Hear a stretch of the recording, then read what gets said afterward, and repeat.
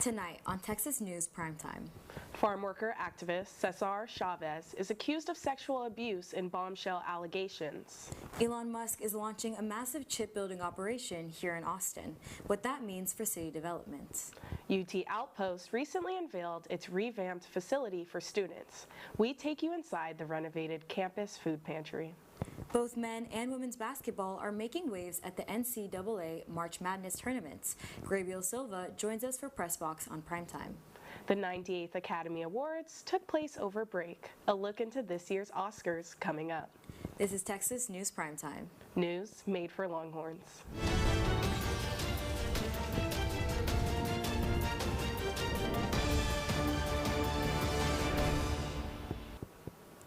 Good evening. For Monday, March 23rd, I'm Zion Tesfaye. And I'm Isla Brooks. Thank you for joining us tonight. Cesar Chavez, one of the most revered figures in the Latino civil rights movement, has been accused of abusing girls who worked for the movement. The allegations followed the publishing of a New York Times investigative article where reporters interviewed several women who told their stories for the very first time. The reporters also reviewed union records, confidential emails, and photos where extensive evidence was found of grooming and sexual abuse. The allegations raised by the Times have led to organizations with ties to him attempting to distance themselves, along with the marches to honor Chavez being called off, and officials throughout the U.S. considering renaming streets and schools named in his honor. Following recently discovered sexual assault allegations, the city of Austin is considering renaming Cesar Chavez Street. Cesar Chavez Street was first named after the activist following his death in 1993.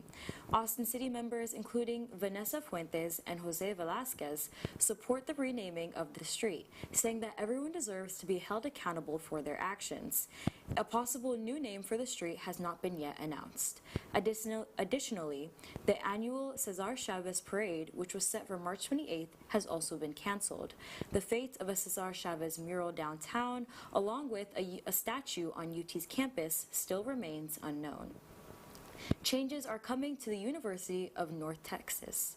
UNT administration recently announced they are planning to cut or consolidate more than 70 academic programs and minors. The university, which is located in Denton, says that these changes are a part of an effort to fix a $45 billion budget deficit. Some of these programs affected are linguistics, gender studies, dance, and geology. This move follows similar consolidations at Texas A&M and here at UT, amid political pressure on higher education from Texas politicians. Overseas, the conflict in the Middle East continues, this week between the U.S. and Iran. The U.S., Israel, and Iran are still launching strikes across the region as fighting enters day 24. While President Trump says peace talks are going on between Washington, D.C. and Tehran, Iran has said no discussions have taken place. Iran is still blocking off traffic on the Strait of Hormuz, which is a major waterway for oil trade. The impact of Iran's blockade can be felt here in Texas, where average gas prices have risen to around $3.60, according to AAA.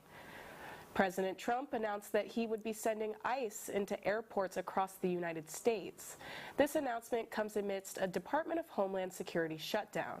Starting this morning, agents began deploying to airports with what Trump said are efforts to help ease the ongoing security lines. According to an unnamed federal official who spoke to the New York Times, ICE agents are not to conduct broad immigration enforcement, including arrest and immigration screenings.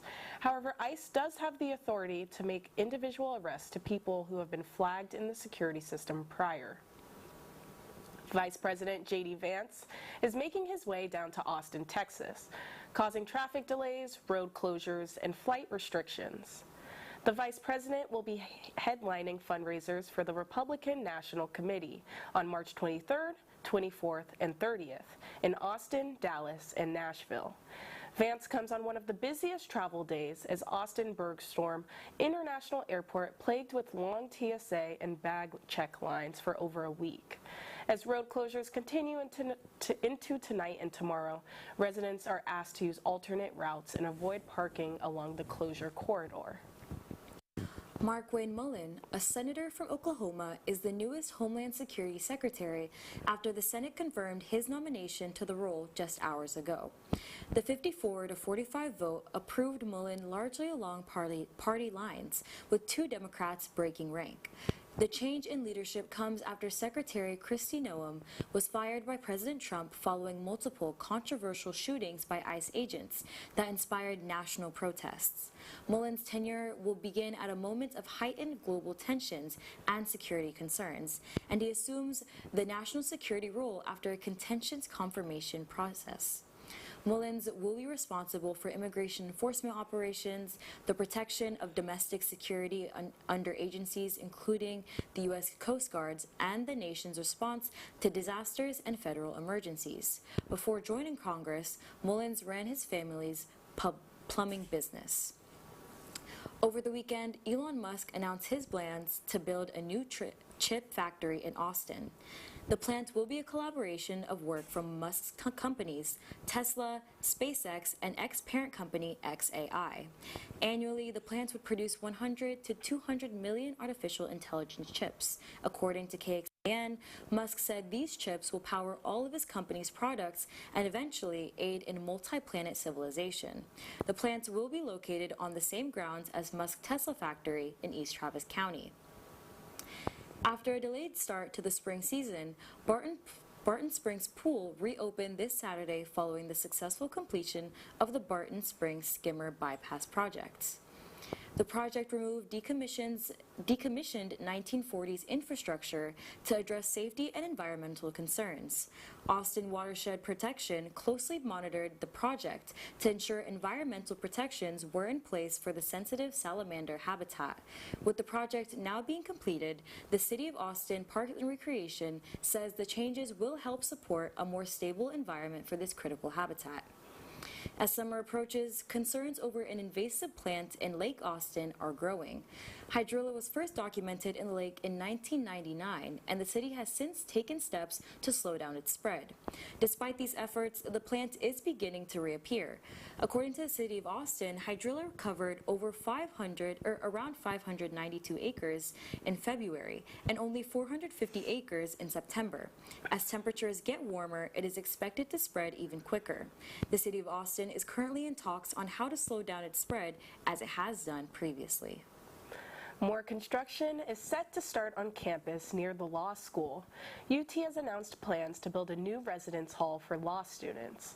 The hall will be located across the street from UT Law and will house over 300 students. It will feature a reading room, gym, and cafe. Construction is expected to be finished before students move in for the fall semester in 2028. Researchers from UT and the Korean Dinosaur Research Center recently discovered a new dinosaur species in South Korea. The dinosaur was named Dooleysaurus, or Dooley for short, after a famous Korean cartoon character. Dooley is the first dinosaur species discovered in Korea in 15 years. Researchers estimate the dinosaur was around 2 years old and not fully developed when it died. Using micro-CT technology, the team hopes to find more fossils like Dooley from other small islands in Korea in the future. The Campus Events and Entertainment is hosting the 40 Acres Fest this Friday. The festival will span from 2:30 to 9 p.m. and will include carnival activities, performances by various UT talent, and food. A celebration of music will also be present throughout the festival, featuring a performance from the artist Daya at 8 p.m. The event is free for students with a guest and your UT ID. It's a great opportunity to enjoy the sunshine and have some fun before school ends. When we come back, UT Outpost has opened a new location with expanded resources. An inside look at the new space coming up. And if you missed South by Southwest, we've got you covered. TSTV takes you inside Austin's iconic conference when we come back.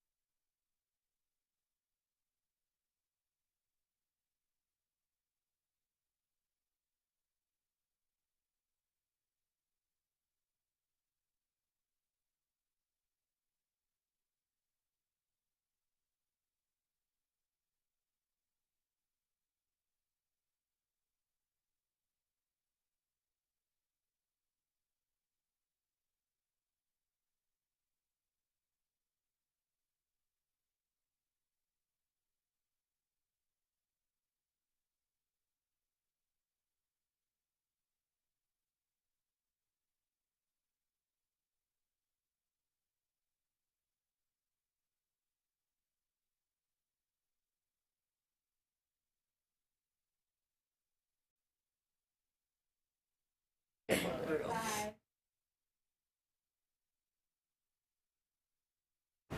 Welcome back to Primetime. Now, a few months into the opening of UT Outpost's new location, the number of visits has gone from 450 to 500 per week to 600s and growing. Christina Kresnova has more. UT Outpost has moved locations. The Free Campus Food Pantry used to be on the second floor of the University Avenue building, but since the start of the semester, it's been right here in the Student Services building. Just down the stairs, straight through the hall, and right behind me in its new space on the ground floor.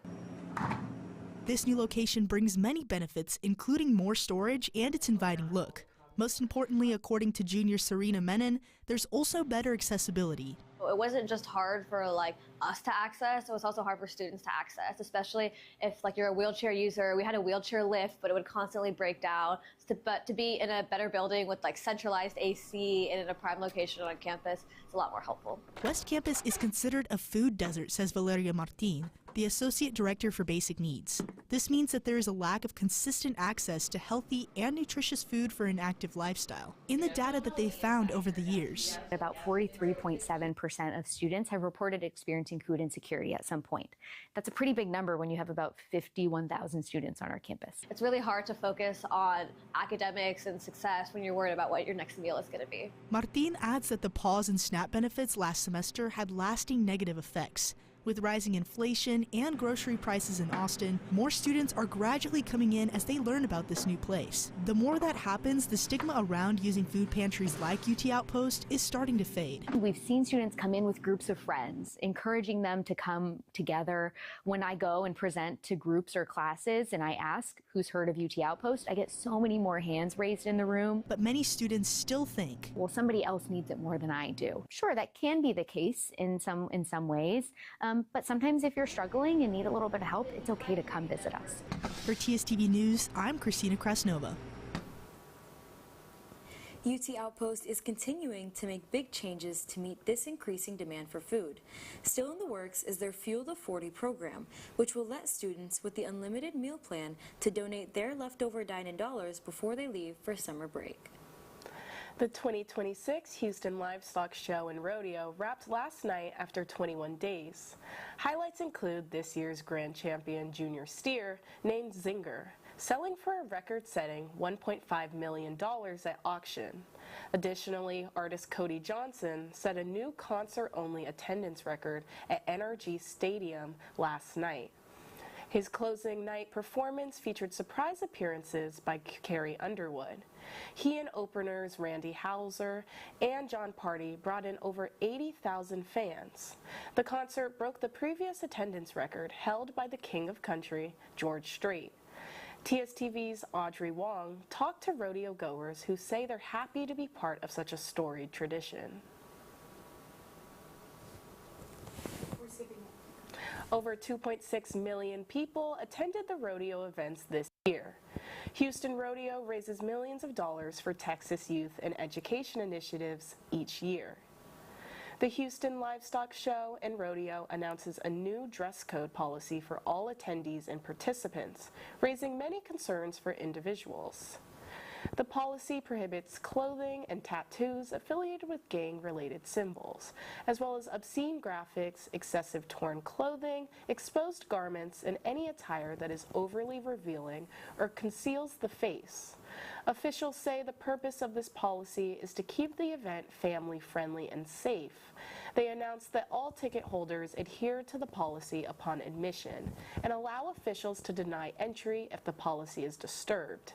The event explained that its goal is to ensure a safe environment and that every family and child get a positive experience from the event. Rodeos aren't the only thing rocking Houston. On Saturday, a woman was in for a big shock when a piece of meteorite came crashing through her roof.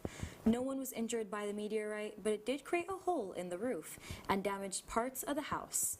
The softball-sized space rock broke off a larger meteor, which was traveling over Texas. The meteor streaked through the sky and made its presence known by making a loud, booming noise. TSTV's Gabby Comer, Anish Sawari, and Lola Rodriguez took on the South by Southwest Festival last weekend. They vlogged their first day, including taking a ride on the Rivian cars at the South by Southwest block party. Take a look at their experience. Okay, hi guys. Hi. So it's me, Lola, and Anita's here too. So we are about to go on the Rivian Joyride. We're really hyped, guys. We're really hyped. It looks so crazy. Behind us.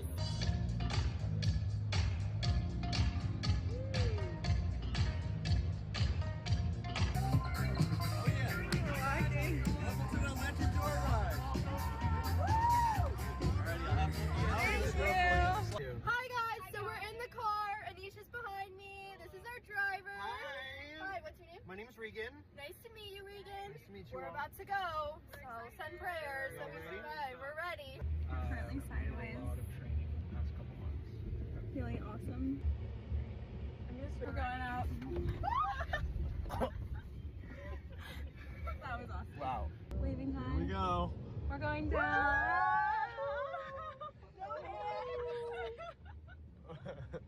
Okay guys, we just got off the ride, and what's cool is, well, first, what are our thoughts? I thought it was really fun. It was awesome. Yeah, it was lit. A lot of hills. Very fun. A lot of hills. They told us that they set all of it up in a day, and they have to take it all down in a day, which is kind of crazy. It's crazy. And our driver was like a development engineer. That was really cool. So yeah, it's awesome. On Friday, March 13th, newsletter company Axios hosted tennis star Serena Williams and other business leaders for a panel at their South by Southwest venue, Axios Live at Axios House. Williams, who became a venture capitalist after retiring from tennis, discussed her new initiative in partnership with Reckitt Catalyst, the parent company of many health and hygiene companies. The initiative invests in underrepresented entrepreneurs that are committed to social change. Reckitt Catalyst provides founders with money to support their company and mentorship from Williams to help them build a sustainable venture. Take a listen to what Williams had to say about the importance of storytelling and selling yourself as an entrepreneur. A founder has to be able to raise money in order to keep going, and that's the name of the game. So in order to do that, you have to sell yourself. You have to sell the story. You have to be a great storyteller. Also, very true. Your story needs to be very, very true and authentic, but you have to be really good at it. To learn more about Reckitt Catalyst and their 2025 entrepreneurs, go to www.reckitt.com/ourimpact. ABC announced last week that the 22nd season of The Bachelorette is canceled. The cancellation follows domestic violence abuse allegations against the show's lead, Taylor Frankie Paul.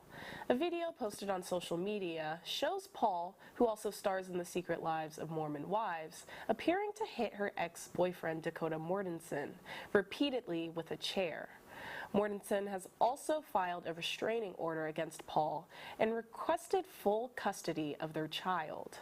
Following the cancellation, several outlets have reported that ABC could lose millions of dollars from marketing, license fees, and other expenses. When we come back, we're tracking Austin's weather for the week.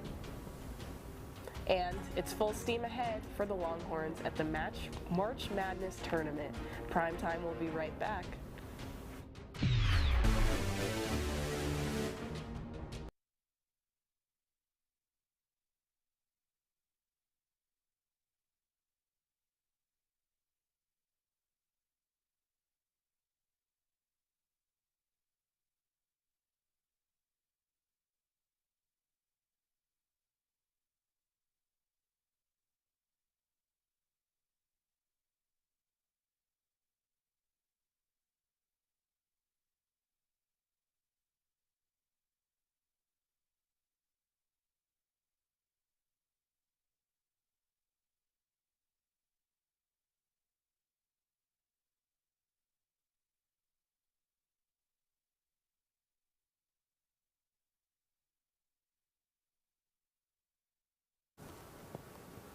Welcome back to Primetime.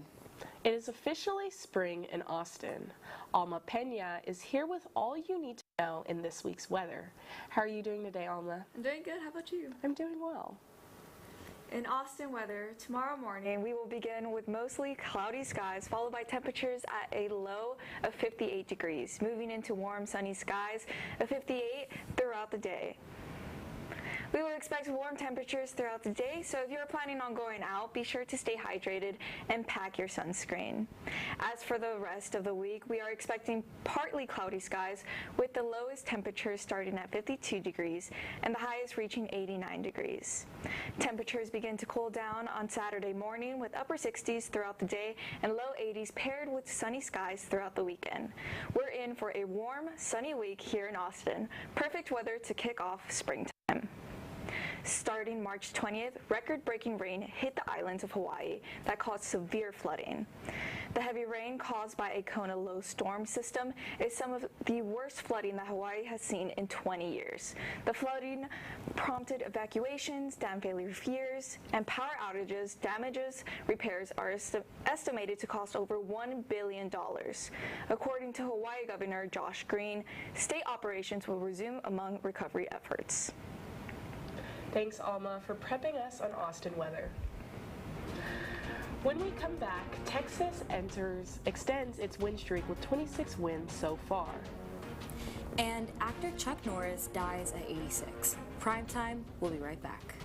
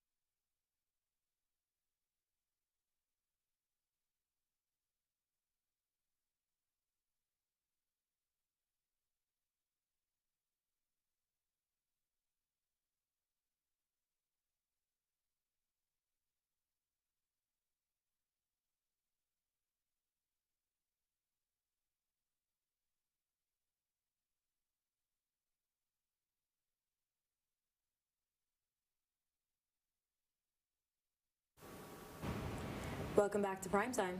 Gabriel Silva has the latest for Press Box on Primetime. How are you doing today, Gabriel? I'm doing really good. Can't wait to talk about, some exciting sports here at 40 Acres. And how sweet it was for both the men's and women's basketball teams as they are both heading to the Sweet 16 round in the March Madness tournament. The men's team was one of the last teams in the tournament with an at-large bid, and they played a first four game in Dayton where they got past the NC State Wolfpack by the skin of their teeth, thanks to a game-winning shot from Tremont Mark with just a few seconds remaining. Then the Longhorns had to travel to Portland, Oregon to take on the BYU Cougars, who were led by top NBA prospect A.J. DeBonsa. DeBonsa scored 35 points, but it wasn't enough as the Longhorns upset the Cougars in the round of 64. The Longhorns' next opponent was number 3 ranked Gonzaga, and the Longhorns were able to squeak past the Bulldogs thanks to a clutch three from Cam Heide in the closing seconds of the game. Now the men's team will look ahead to playing Purdue at 6:10 p.m. Central for the right to go to the Elite Eight. Now over to the women's side, there isn't much more to say other than they utterly dominated in their 2 games here in Austin against Missouri State and Oregon, highlighted by a 40-point game from Madison Booker.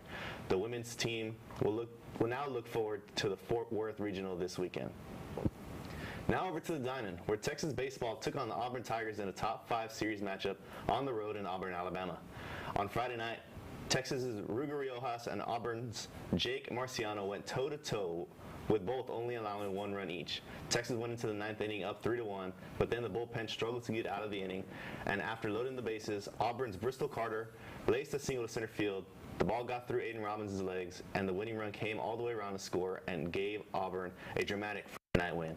Texas would rebound on Saturday to go up 6-0, but then the bullpen started to get unsteady again as they gave up 4 runs in the 7th and 8th innings, and Auburn had the bases loaded in the bottom of the 9th with 2 outs, but Thomas Burns was able to escape the jam and give Texas the win on Saturday. Then on Sunday, the Longhorns completely dominated the Tigers with a shutout from the pitching staff thanks to 5 scoreless innings from Sam Cozart, Brett Crossan, and Max Grubbs out of the bullpen in the 5-0 win. That win gave Texas their 2nd series win in as many weekends, and it kept the Longhorns ranked as the number 2 team in the nation, with Oklahoma coming up this weekend. And finally, Texas softball has extended their win streak to a program record 26 games in a row. After losing in the third game of the season against Nebraska, the softball team hasn't looked back since. Over spring break, they easily dispatched Ole Miss and Baylor with 4 run rule victories as they have been completely dominating opponents throughout the season. In their home game against Baylor on Friday, the Longhorns had back-to-back-to-back home runs from Reese Atwood, Katie Stewart, and Hannah Wells to extend their lead en route to another run rule victory. Now the Longhorns will look ahead to playing Texas State in San Marcos, and they have a big series with Lone Star rival Texas A&M this weekend in what should be a monumental matchup. It definitely should be a rowdy weekend here in Austin with some rivals coming to town, and both series could have some ripple effects as both team seasons go along. It'll definitely be great to see. Thanks, Gabriel, for keeping us up to all things sports. When we come back, Michael B. Jordan wins Best Actor at the Oscars for his role in Sinners. More on the Oscar winners. And The Neighborhood is set to perform at Moody Center this weekend. Primetime will be right back.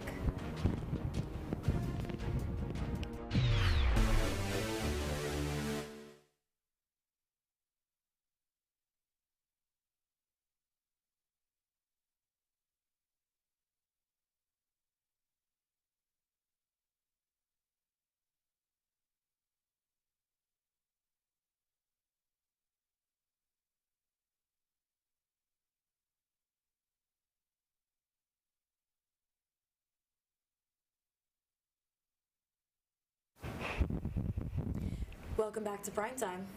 The Oscars took place a couple of weekends ago. Shaha Montejano is here to talk about what you need to know in music, movies, and more. How are you doing today, Shaha? I'm doing great. How are you? I'm doing well. One of the biggest days on the movie calendar took place earlier this month with the Oscar Awards celebrating the best in film. The big winner of the night was Thriller One Battle After Another. The film took home Best Picture, Paul Thomas Anderson won Best Director, and Sean Penn won Best Supporting Actor. Elsewhere, Amy Madigan won Best Supporting Actress for her work in Weapons, and Hamnet star Jessie Buckley won Best Actress. The biggest race of this year's Oscars was for Best Actor.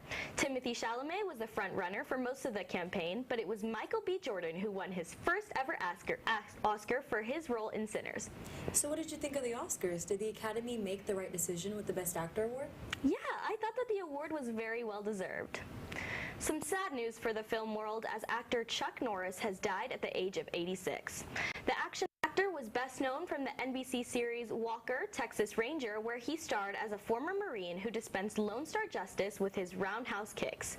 Before his death, Chuck Norris was rushed to a hospital in Hawaii where he passed away. The cause of death is still unknown, with his family stating, quote, "We would like to keep the circumstances private," end quote. Have you seen any of Chuck Norris's work? I have. He's a great actor and will be missed. The Neighborhood will perform their World Tour concert at the Moody Center on Saturday, March 28th. They will perform their popular songs such as Sweater Weather, Daddy Issues, Afraid, and more. The show also supports their new album Ultrasound, featuring their signature ATL rock sound. The show is the opening stop of their 2026 tour, which includes major cities in the US, Europe, and Australia. Tickets are in high demand and are available on SeatGeek and Vivid Seats. What is your favorite song by The Neighborhood? I think I would have to go with Sweater Weather. Thanks, Shalha, for bringing us up to date on all things entertainment. That's your Monday briefing. For more before our next show, be sure to follow Texas News Primetime on social media. And check out our website at tstvnews.com. Signing off, I'm Zion Tesfaye. And I'm Isla Brooks. From all of us at TSTV News, thank you for watching. Now go out and change your world.